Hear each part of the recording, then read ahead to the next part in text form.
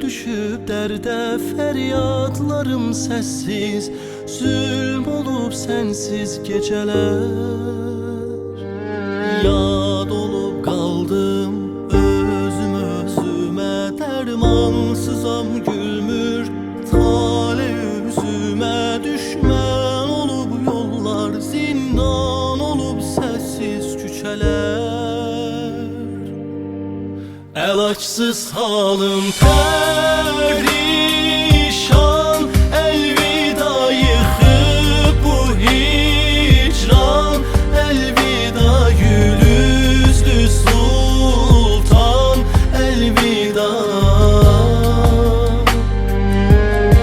Elaçsız halım perişan, elvida yıkıp bu hicran.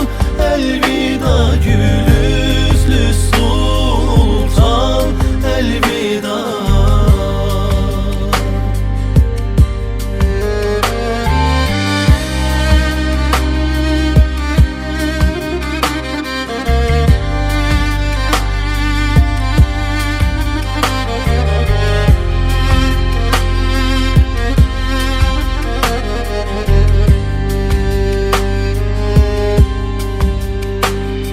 Saralıp solmuş gölgede hissiz nəğmələrim susmuş. Şeirler sözsüz, ocaklarım közsüz, üşüyürəm sensiz geceler. Nigar anam her gün gecedir gören halın, sen de mi üzgünsen yoksa hoş ehvalın? Sorma beni menden, dostum olmayalım küçeler. Elaçsız halım perişan,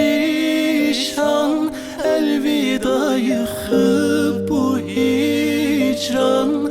Elvida gül yüzlü sultan, elvida. Elaçsız halım